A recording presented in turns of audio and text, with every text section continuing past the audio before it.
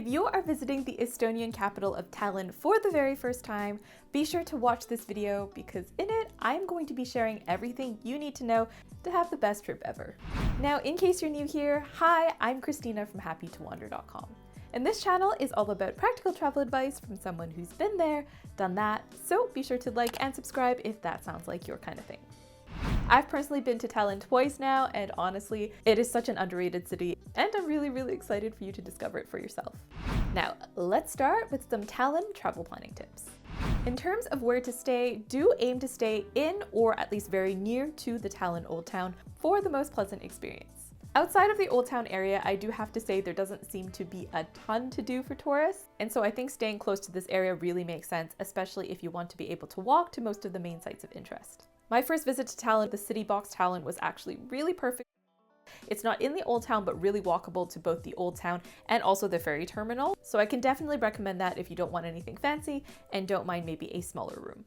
Now, in terms of when to visit, there are two main peak visiting times in Tallinn. First off, the summer season and of course, Christmas season. Summer in Tallinn does give you the best chance at warm weather, and Christmas is just straight up magical in this city with some of the most atmospheric Christmas markets in Europe. But of course, this is when crowds are going to be at their highest, bearing in mind that Tallinn is actually quite a popular cruise destination as well.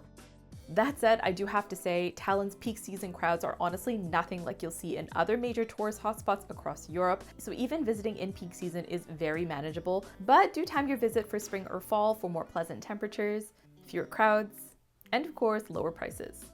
With all this in mind, do be aware that June 23rd to 24th are major holidays in Estonia, and so opening hours might have some changes. And how do I know this? Actually, these happen to be the dates of my first trip very coincidentally, which actually forced me to amend my itinerary a little bit. But honestly, I did not mind. It was 100% worth it because I actually got to experience my very first Estonian midsummer, which is usually celebrated on Midsummer Eve, being June 23rd. I went to a very fun traditional celebration over at the Estonian Open Air Museum, and honestly, it was so wholesome, even though the weather wasn't the best. So if you're looking for a very unique cultural experience, I can really recommend visiting during that time. Now, in terms of how long to stay, 3 days is definitely a good amount of time to cover the main sites and attractions in Tallinn. Tallinn's Old Town and its main touristic core, honestly, it might be small, but it is absolutely jam-packed with museums and very interesting attractions and sites. So if you want to explore in depth, I would say 3 days makes sense. It is worth noting though, of course, that Tallinn is only 2 hours away from Helsinki by ferry, so often it does actually make sense to do these two cities together. And really, this trip couldn't be easier. As a foot passenger, it's also very affordable, so I can definitely recommend it. I paid about $18.50 for my ticket, and I only booked it a few days before. Some people even do this as a day trip, but I personally think both cities do deserve at least a one-night stay because there is quite a lot to see. So definitely consider combining the two. That said, there is actually a lot of amazing nature surrounding Tallinn as well. From beaches to bogs, I've seen loads of gorgeous photos, and so if you're really looking for something that's a little bit more off the beaten path, I would say, then definitely consider doing some trips outside of Tallinn to explore the surrounding countryside as well. Now, lastly, if you want any more specific tips about places to go and other insider info like where to eat, do know that Visit Tallinn, which is the official tourism board of the city, they actually have a really excellent YouTube channel that is packed with local knowledge, and I can definitely recommend watching their channel to kind of get some more resources in regards to finding places to eat and more offbeat day trips, maybe things that a local would personally endorse. Because yeah, I'm so impressed by their YouTube channel. I'll leave a link in the description. Definitely check them out. All right, now let's move on to some Tallinn tips for transport and getting around. First, do know that Tallinn Airport is actually fairly close to the city center, and the bus into the center is super easy and cheap.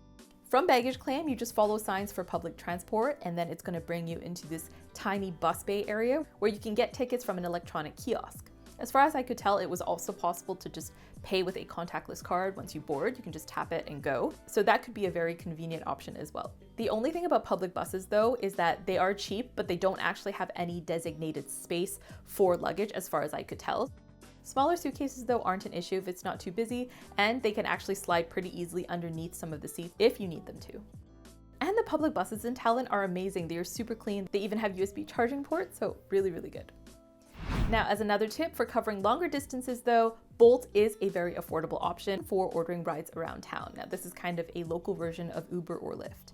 especially if you're traveling in a group. Bolt can be a super affordable option covering longer distances. I think I paid about €7 for a 15-minute drive that would have honestly taken me probably 40 minutes on public transport, so definitely worth it in some cases. Generally though, Tallinn is a really great city to explore on foot, especially in and around the Old Town. So depending on where you're staying, I would probably take public transport or a taxi to the Old Town and then just get around on foot from there, because a lot of the main sites are really within very easy walking distance to one another. Saying that, do beware though that Google Maps walking directions may not always be 100% accurate. And I think this is just because there's actually a lot of really small streets and various levels to Tallinn, so sometimes Google Maps can get a little bit confused about where to put that blue dot. There were a few times that Google Maps directed me to go downhill and then back up again just to access a few of the different viewpoints up at Tumpea, for instance, when I could have just walked 5 minutes from the top, but I trusted Google Maps blindly and I really hated myself. So definitely double check Google Maps and kind of have a critical look at the map before you do yourself dirty like I did. And when you're walking around, do beware of bike lanes as well. I personally almost got mowed down a few times by cyclists because I wasn't fully paying attention. The city is just so beautiful, so keep an eye out for bike symbols on the pavement to make sure that you're not accidentally walking into the bike lane. Now let's move on to some Tallinn attraction tips. First off, really important, I highly recommend getting a Tallinn card to save big on the city's most popular attractions. This card gives you free entry to most of Tallinn's paid attractions for one set price, and you can choose between time frames of 24, 48, and 72 hours. If you plan to do even just a few of Tallinn's main attractions, this will probably end up being worth the money. Just make sure you do the math first, and if you need some help crunching the numbers, I'll leave a link to my free spreadsheet in the description that's going to be able to help you do that. I honestly got so much value out of my pass because there are truly so many sites that are included and they're all within a walkable distance to one another, which was really great. Another great thing was this also encouraged me to go a little bit off the beaten path and visit some smaller museums and sites that most visitors don't bother to visit. And so because of that, I really think it is a worthwhile pass, especially because they have a really great app that you can use that tells you about the different attractions that are included and really helps you organize things very easily. But having done my fair share of Tallinn attractions, I do feel like I can now say, if you're short on time, to be honest, it isn't a must for you to be able to see every single attraction that's out there. And the reason for that is just because a lot of them actually offer very similar perks, like a great view of the city and its skyline, for instance. So you don't necessarily need to see every single viewpoint or go to every single history-related museum. So I think it does make some sense to do some research in advance, to maybe choose a more varied set of attractions rather than just do random ones. In my opinion, a well-rounded Tallinn trip is going to include all of the following: a nice viewpoint, an attraction that covers local history, and if you have time and interest, one maritime related attraction, and maybe one quirky nerdy museum that is something that you're interested in. If I were to choose my favorites out of all the ones I did, and I did most of them, I think the best free viewpoint was probably from the Kotutsa viewpoint, and the best paid view was probably from the uglier Museum and Steeple.